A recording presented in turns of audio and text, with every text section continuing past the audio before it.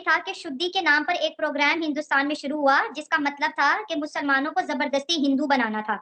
हुँ। असल में यह भी बकवास है। वो हुँ, शुद्धि की मूवमेंट जब आई तो उन्होंने कोशिश की एक इलाके के चंद राजपूतों को इस्लाम से वापस लाने में। उनमें से भी बहुत थोड़े आए और ये मूवमेंट बनने के बाद कहीं भी कामयाब नहीं हुई। उसकी वजह है कि हुँ, हिंदुइज़्म में you are born a Hindu, you can not convert to जी, हिंदुइज़्म। ये तो आजकल वो घर वापसी वाला इन्होंने सिलसिला शुरू किया है, जी, लेकिन तारीखी तौर पे तो ऐसा कोई नहीं था। हुँ, लिहाज़ा शुद्धि मूवमेंट की जगह भी वजह ये थी कि उस ज़माने में 2-3 यानी कॉन्फ्लिक्ट हुए थे। एक तो साउथ इंडिया में मोपला जो हैं मुसलमान, उन्होंने वहाँ के हिंदुओं को हमला हुँ, कर दिया। वो लैंडलॉर्ड थे, ये शायद किसान थे। एक ये वजह है, एक कहते हैं कि ये एक हुँ, एंटी हिंदू सेंटिमेंट भी उस ज़माने में पैदा हुआ था। फिर हुँ, कोहाट में हिंदुओं, सिखों पे हुँ, हमले हुए थे। हुँ, उसके बाद महल सिद्दी मूवमेंट का जो आइडिया है वो आया, लेकिन हुँ, ना हिंदुओं ने उसको कोई ज़्यादा सपोर्ट दी कि वापस ये ले आएँ, ना हुँ, कोई मुसलमानों ने वापस आने की कोशिश की।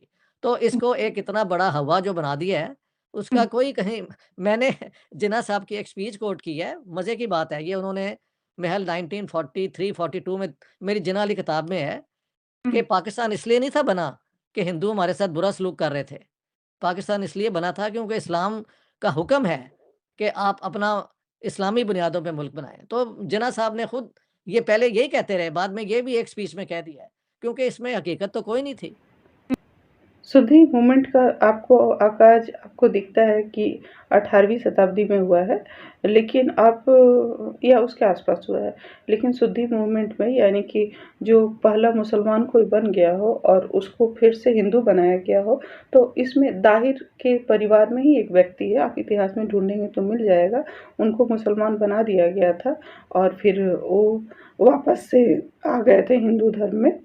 उनको शुद्धि करके लाया गया था। तो उसी समय की बात है जब कासिम का इतिहास शुरू होता है।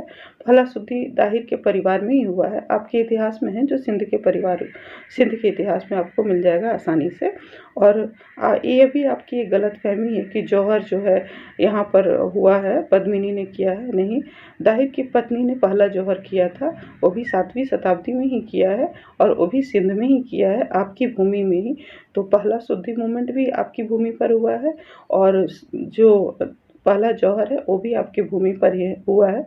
ये हमारे इतिहासकारों का कहना है कि एक मूवी बनाना है तो पद्मिनी से शुरू कर दो जौहर, नहीं, उस समय से हमारी महिलाएं अपने अस्तित्व की रक्षा के लिए, अपनी इज्जत की रक्षा के लिए अपने आप को जलाती आई हैं ताकि उनकी डेड बॉडी भी मुसलमानों के हाथ में ना लगे।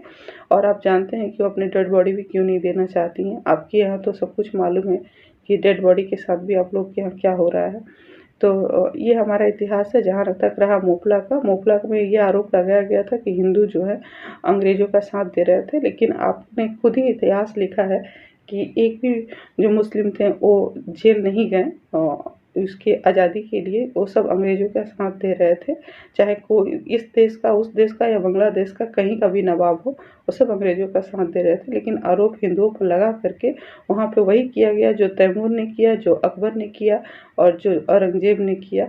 वहाँ पर कत्ले-आम किया गया। और जो कश्मीर में हुआ, जो कहीं भी ग्रुप बना कर के किया जाता है दुनिया में, और जो सीरिया में होता है और जो लेबनान में होता है, वही किया गया।